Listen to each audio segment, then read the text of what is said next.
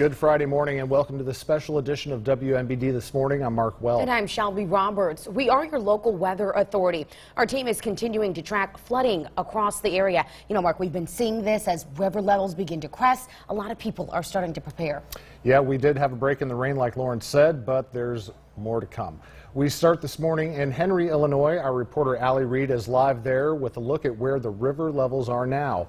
Allie, what are the conditions looking like this morning? Shelby, Mark, well, I'll start off by saying this. Just like you said, we're very lucky that there's no rain coming down right now. But Sunday into Monday, that's when things are going to get a little bit worse. And if you can see right now, I'm not even halfway where it actually ends up. Now, the river actually starts probably about another block down this way. I want to take you a little with a walk for me just for a second here. You can see if you just walk right over this way how high the water is on top of where the sign is for the road. I mean, I can go knee deep here and the water is pretty bad. Now, over in this area, it's about 27.6 feet and major is considered 31 feet. And from Sunday to Monday, when we're going to get more rain, it's expected to go on top of that to 31.5. And the record, we're getting very close to it, 32.9 feet. So this is pretty scary stuff, guys. I mean, look at this. Up to my knees here, even further down. The ducks are even confused. They don't even know where they go. I've been hearing them all morning long. Definitely scary over in this area. You're going to want to be safe when you're driving out on those roads. For now, live here in Henry, Allie Reed sending it back to you in studio. Allie, thank you so much. We now move downstream to Peoria. This morning, sandbags line the Peoria riverfront as the water continues to rise. Today, Peoria Public Works Superintendent Cy Maroon says bags will be brought to parts of Water Street. Yesterday, crews loaded and stacked sandbags in front of the riverfront river station. The sandbags are about 50 feet long, and sand is even brought in from parts of Georgia. Crews dropped off smaller sandbags to residents along North Galena Road and Rocket Streets in Peoria Heights. The Illinois River has seen its fair share of floods over the decades. At the Peoria Riverfront Museum, there's an exhibit that gives us some perspective.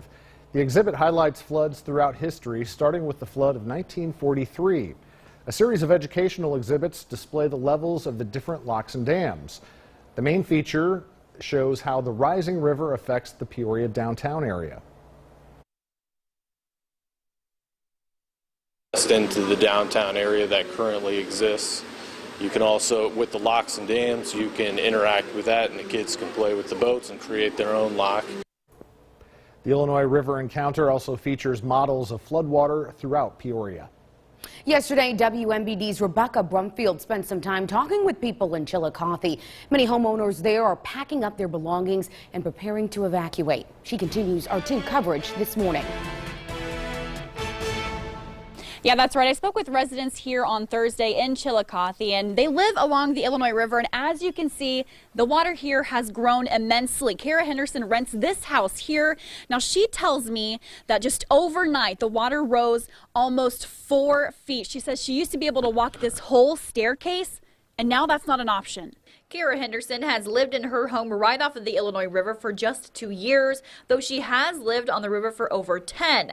Now, her belongings made it through the 2013 flood, but she says she's not sure if she'll be so lucky this time around.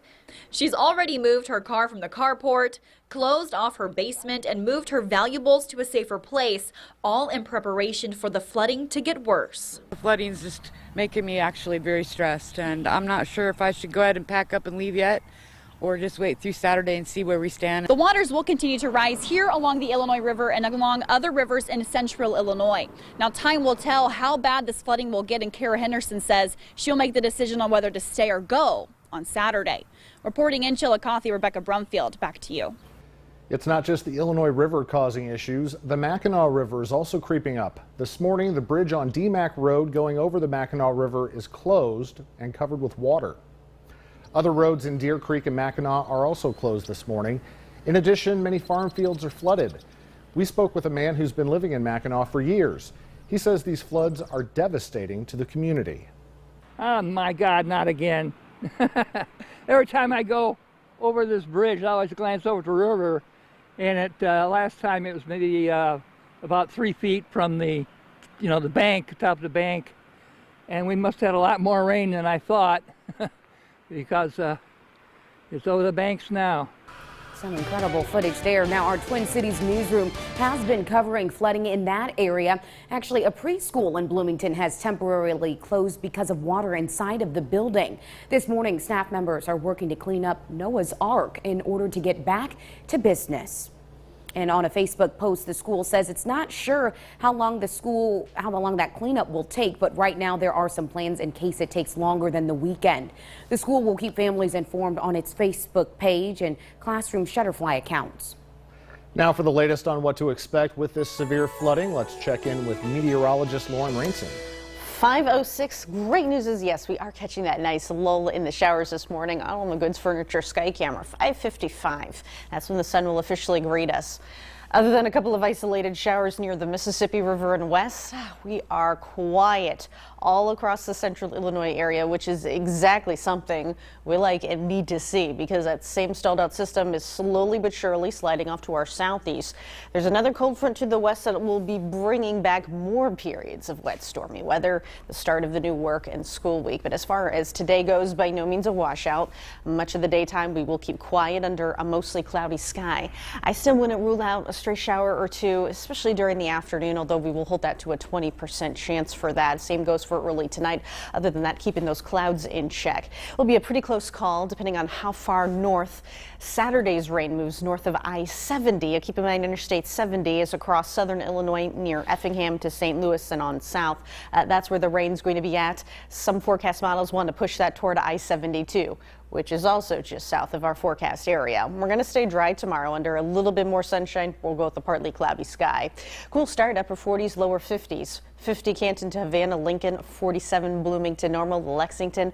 We're at 48 in East Peoria with that northeast breeze. It's very light. That will keep light out of the northeast as we go through the rest of the daytime before becoming light and variable again late tonight into Saturday morning at around 5 miles per hour.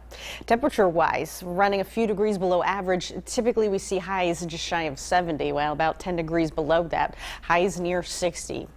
We gain about 6 degrees tomorrow under a partly cloudy sky. Low 70s on Sunday. Rain chances, even storms are back, it looks like through the first half of next week, but considerably warmer highs in the 70s. Shelby. Thanks, Lauren. And there is more team coverage of all of this flooding across central Illinois available right now. You can find those stories on our CI Proud to Go mobile app.